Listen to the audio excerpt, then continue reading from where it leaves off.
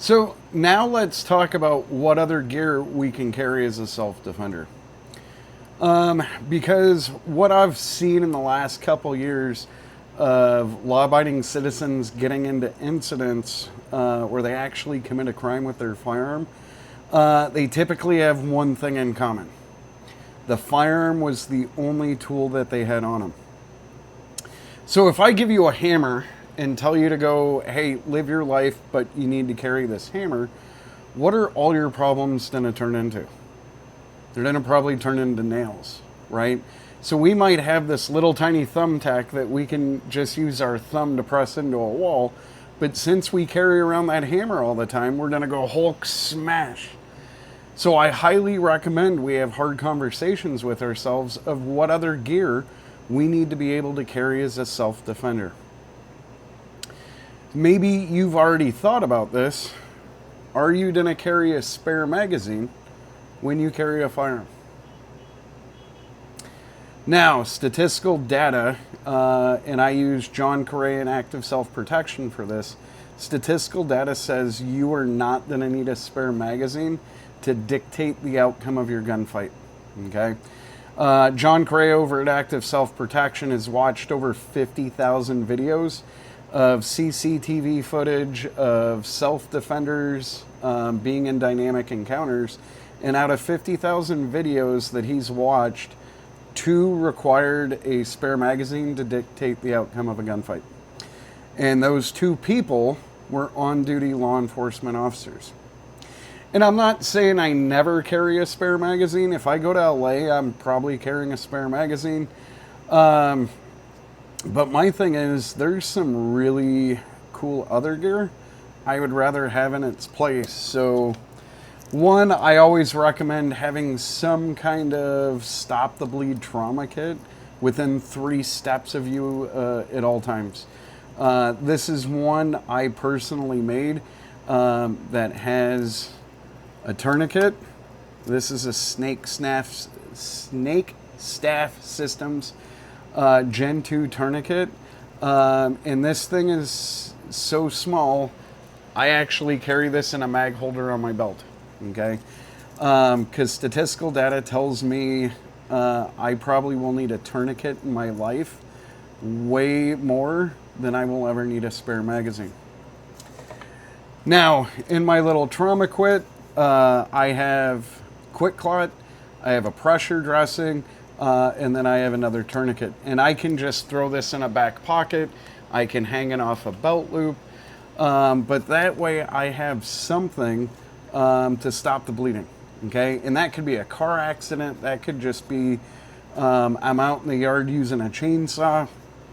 But I like to have some kind of trauma something within 3 steps of me at all times. Now, other things I hear students want to carry. Some people are like, I want to carry a taser. Okay? This is not a law enforcement taser. So a law enforcement taser like a X26 or the new Taser 10 will give you what's called neuromuscular lock if it's properly employed. With the prongs being so far apart, they hit both their targets. These little tiny, I call them toy tasers, are just a pain compliance tool. And it depends on the person you use this on if they're going to comply with that pain. Now, the thing I don't like about these is in order to employ this, you have to be able to touch someone, okay? And my rule of thumb is if I can touch someone, they can touch me back. I don't like being touched. There are better options of things we can carry other than a taser. Now, one of the things I love to carry is a knife, okay? And I am not going to use a knife in a dynamic encounter unless that's the only thing I have.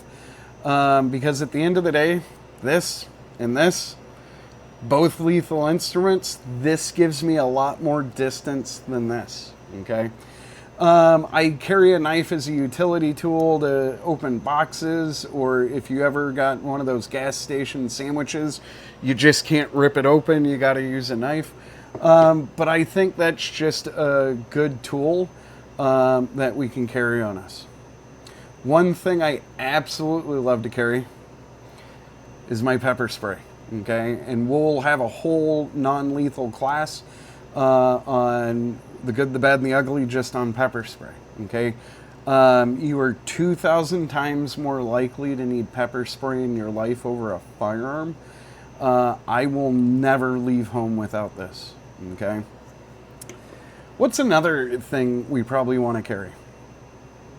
Me, I always have a flashlight on me. Okay.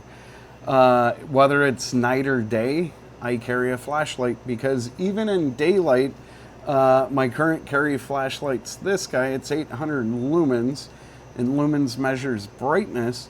In daylight, I can shine that in someone's face, and it's going to change their thought process. Okay? So when we get into lights, we want to think about some things. Number one, lumens. Lumens measures how bright a light is. Okay? So I would say at a minimum for a self-defense flashlight, a minimum is 500 lumens.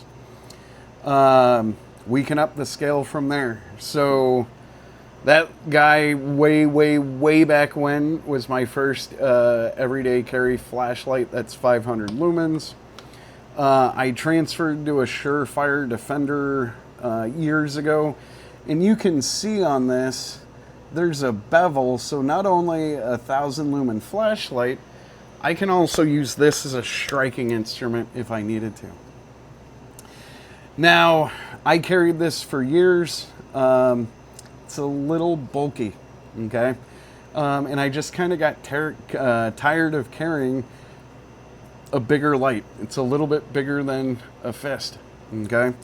And then one day, I saw an ad on YouTube for this guy, and I was like, well, let me look into it. Let me see if I like it. This is a Nightcore MT1A Pro. It's like $42 on Amazon. It's 800 lumens, which is pretty good, but it's super small. I can put this in my pocket, and it doesn't take up weight. It doesn't take up room. So this is my new go-to flashlight. It's rechargeable. But I can sit there, easily have this in a pocket and take it wherever I go. Now we need to have a thought process of, do we want to have a firearms mounted light or not? Or am I just going to rely on a handheld? So my mileage and experiences told me I really like having a flashlight on my firearm. And the reason for that is, do you shoot a firearm better with one hand on the gun or two hands on the gun? Okay. So when we get into this, most people shoot a gun better with two hands. And if we only have a handheld light and we have to illuminate our target, we're going to have the firearm in one hand and then figure out, hey, how do I light this thing up that I need to without having two hands on the gun? Another thing is, what if we need to illuminate something, but we can't take our gun out of the holster? Then we can't. Or do I take my gun out of the holster, and then when I illuminate what I'm looking at, am I now also muzzling what I'm illuminating with my muzzle? So part of this is if you're going to carry lights, a low light course is really good, because we want to offset any kind of firearm light. If we're not using lethal force, I'm not going to point the gun at what I want to illuminate. I'm going to point it slightly away. That way I can see what I'm need to be looking at, but I'm not pointing my firearm at what I want to illuminate, because I don't know what it is.